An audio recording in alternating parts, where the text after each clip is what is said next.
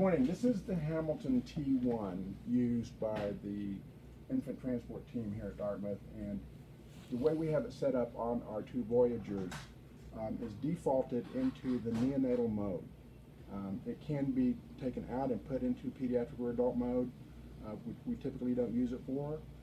So this is the screen when you come up to the sled that will be up all the time. It's going to be in the neonatal mode, in the S, C, and B mode. Now that's volume guaranteed, volume assured. There are a lot of different there's a lot of different nomenclature for this mode, but it's essentially PRVC in that it will deliver a tidal volume that you select as long as that volume doesn't exceed or cause to exceed a pressure limit that you have set. So it's really a lung protective strategy that allows you to deliver volume unless your pressures get too high, and then it starts trimming the volume off to protect the lung against barotrauma. The mode that it's in now is volume guarantee C and B. There's also a NITB mode and in CPAP mode that we won't go over today. So the default is in the volume guarantee mode, and when you find the screen at the bedside, it's going to show you this. This is the standby screen. It tells you that one is all three of these tests have been completed. This is an electronic self-test that checks for tightness, the circuit integrity. It checks for the linearity, the flow transducer, and it checks the O2 cell to make sure the FiO2 is accurate.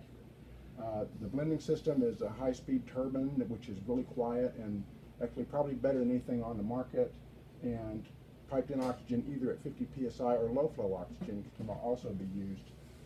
The bottom line is it doesn't need compressed air. It has a built-in compressor. Eventually we'll add high flow and CPAP capabilities to it too, so we can use the whole thing and not worry about using a blender at all. So we're going to be in the pre-op check, and we see that it's on the circuit on the side has 4 connections. There's an inventory connection that is going to be this clear hose. This is one that we add to this particular circuit that goes from the ventilator to the humidifier. Once we get inside the humidifier, we'll head that direction again to the patient, and when we come back from the patient, we've got the white hose that goes to the X-ray valve like any other ventilator. The pneumatic is similar to that on the LTV, and there's a blue side and a white side, and it's way for a side. You could reverse these, and that would give you a bunch of backwards numbers and some odd-looking waveforms, but the blue tubing goes on the blue nipple, and then the clear tubing goes on the white nipple. It's very easy to set up, and this will all be done. When you open the circuit up, we're going to stretch it out, and we're currently using the Neopod P heating system. It's a very effective system that has a very large surface area, about 40 square inches, so it's a very effective humidifier, though it's very small. As we stretch this out, parts will fall out, we're going to see that we do in fact come away and go back to the vent with these tubes here connected to the in-story and the X-ray side of our humidifier here. The humidifier doesn't always have to go inside, but it's better to put it inside because in the wintertime it'll actually freeze up. It won't work effectively in the outside environment. So the problem we've had since the beginning is how to stuff all this stuff inside the isolette. So we're going to go over that real quick. We're going to open the back door of the isolette, the trap door here, and the heater is going to go right inside here and just sit right here. Just like that, and we'll open this door.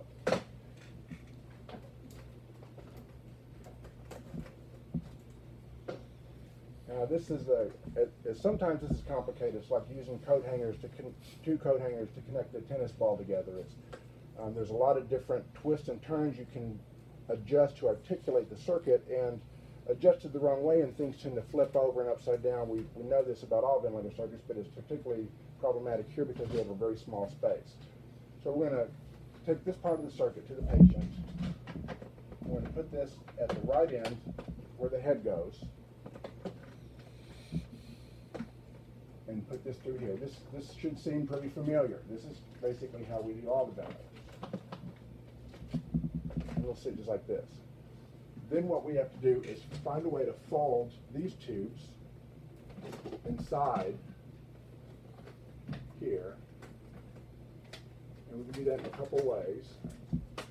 We'll go through the outside port here. It's hard to see that, but there's one of these right outside here. With that hose and with this hose. So now the gas flow is coming from the vent to the humidifier through the backside, around this direction from the blue tubing now, from the humidifier to the patient, back all the way to the exhalation valve here. Okay? So now that our humidifier is inside, it doesn't want to stay upright. Once we get that stabilized right here, there are two additional things we're going to connect. One is the water source. Inside every kit, you'll find a 20 cc syringe and this IV feed tubing. Inside the end of the unit of the sled, you'll find usually 2 bottles of water of just standard Similac neonatal water. We'll open a bottle of it, we'll fill the syringe up. It should be clean and maybe sterile, but if it's not going to be a huge issue. So our water's in here, and there's our feed set.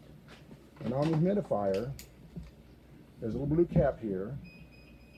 We'll pop that off, and we'll plug the water in here. Now it's a manual feed, so what you'll do at this point is push in enough water to keep the water level about halfway up on this end chamber here, the chamber where the blue hose is. And you just have to look at it periodically and inject a little more water in. And this will stay outside. Then there's the heater control wire. This is a Neopod T. I'll just bring it down so you can see it closer. It sits on top of the I&O.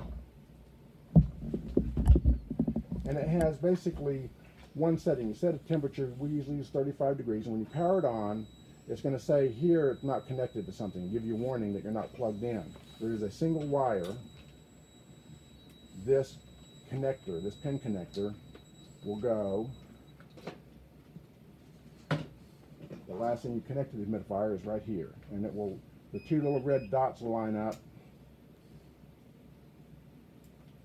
and that should fit in. You can put that in before if you like.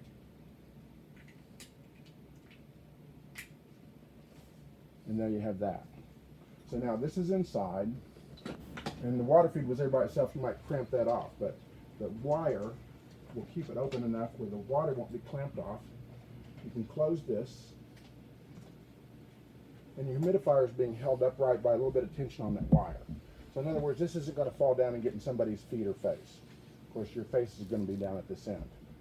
Then once you get everything, all the slack out of the circuit, and keep the circuit down in this place here, where the baby can't get their hands in it, there's always this Velcro connector that comes with every set of Velcro steps on the bundle. And we'll take this and we'll pull all our hoses back. And this is our biggest issue in infant transport, is keep your arms and hands inside the ride as it's moving. And all this stuff on this unit tends to want to hang out and get caught on things and shear off things. So we want to tug that up as tight as we can there. And so then we're ready to go. The humidifier, how we turn it on, it won't give us the red alarm, it gives us a yellow here. It means it's not up to temperature. As you turn, and you really don't want this on until you get your gas flowing, but once the gas starts to flow, you get up close to this temperature, I think it's within 1 degree, it'll turn to green here. And if it overheats or there's a problem with it, which we never see unless it breaks, it'll turn red. If that's the case, just power it off, because these things are kind of semi-disposable. This wire is very flimsy. It's not NASA parts here. So now the ventilator circuit is all connected. Your humidifier is connected, and you're ready to fill it with water. So you're going to put in about half the amount of water, and you just let it sit there. Now you're ready to connect your patient up. So the Hamilton is pretty straightforward in that it's going to deliver, I believe we have it set up to deliver 5 cc's a kilo. That's adjustable. Let's see if that bears out true. We have a 2 kilo patient, and we have a 10 cc tidal volume, so that's 5. That'll get you in the ballpark. The ventilator is designed where a provider, like a nurse practitioner, can power it on, place on a patient, and nothing bad will happen for at least a few minutes. The bad things, if you may need to make adjustments. You may need more volume, more FO2. You can, if you know those things in advance, you can adjust those in advance. But if you just put it on someone just the way it is, it's not going to kill them. And it'll function. And that way it gives you time to go through and select parameters that you want to affect. So if we start ventilation here, and it may give us a pressure limit, but it's going to say, right now it's telling me the VT is low. So you can see I'm delivering volume. Here's our alarm here, 2-minute alarm. It's just not a lot because I don't have a test lung. It's that little red cap on the end. Back to the volume guarantee, as you see this, I don't know, can you see the VT low? Can you see that on there? VT low, oxygen supply failed because I don't have the oxygen turned on. I can change that to room air and eliminate that one. But pressure limitation and VT low. And what it's doing is the pressure limit is set at 40, but when it gets to 35, it doesn't actually limit the breath. The pressure limit, by definition, is one that when you reach it, like during a cough, inspiration is terminated. It stops and everything dumps to atmosphere. If your eye time or your volume isn't delivered, it just shuts everything off. This continues the breath, but it doesn't deliver any more flow. It maintains that pressure until inspiratory time is ended. So it delivered as much as it could without exceeding that limit. Again, that's a protective strategy. If you see low minute volume, and particularly the VT low or pressure limit, you have to make a clinical decision. Do you want to turn the pressure limit up, which is probably yes, or turn the volume down? You may have a compliance problem. It may be resistance, or it may just be a kid that's fighting. You have to decide that. So once we get this going, we're at 10 cc's, and if our kid is, if we want 6 cc's a kilo, and our kid is 2 kilos, we're going to go to 12. We got that. Our CPAP, or PEEP, is right here at 5. And our FO2 are the only controls that show up here. These are the ones that are most commonly changed. Volume, PEEP, and FO2. We don't change rate much because it's all patient triggered. The rate on this ventilator is essentially a backup unless your patient's spec. If we go to controls, we'll find our other controls. And our minimum rate is 45. Our inspiratory time is 0.33. There's a lot of controversy about inspiratory time. My opinion is that if a bronchiolitis patient needs a very short one. Anything over, even a patient up to 10 kilos, anything over a third or 0.4 seconds, it might be excessive because, again, you're air trapping and you want to expand your expiratory time. The same with asthma, we know that. But we can adjust it here. In neonates, we use whatever the gestational age is for eye time. If it's 38 weeks, we use 0.38. 30-week kid, we use 0.3. The patient trigger is very similar to the LTV in that it has a flow trigger of 0.5 liters a minute, which is, I believe, 3 cc's a second, which is a very small amount of flow in just a fraction of a second. So it's a very sensitive machine. It tends not to auto-cycle unless there's a significant leak. It is not required that you have a cup tube for this ventilator to work. But the larger the leak, the more complicated the process is for the ventilator. The leak compensation works the same way it does in just about all ventilators, is that it extrapolates the amount delivered from the amount returned and says, this is how much is leaking, so I'm going to pretend that doesn't exist and I will measure everything other than that leak. That affords for the trigger to function and for the volume and flow measurements to be accurate. Back to the controls.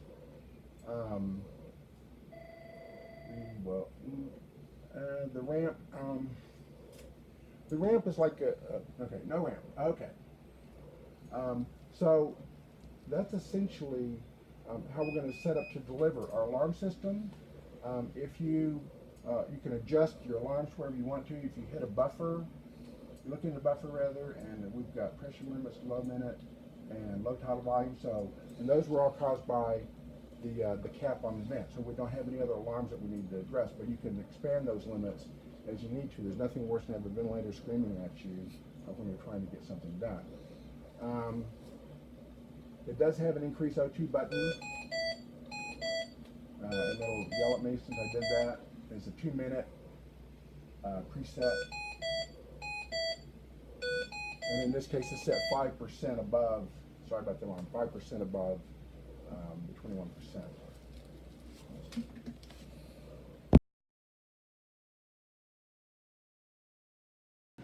The Voyager configuration related to the Hamilton is that you see the back is different here, the gas sources, we've made some adjustments. To use the Hamilton, all you need to do is turn on one of your gas sources, one of these two e-cylinders of oxygen, or plug in your oxygen hose to your vehicle. The air is totally disconnected from the system at this point.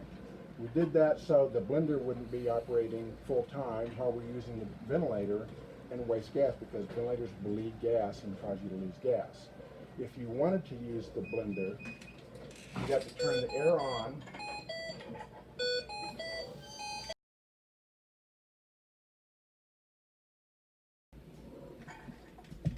We would again get the alarm, because now we have one source gas going in without the other. The alarm is designed to let us know that we've lost one of our source gases.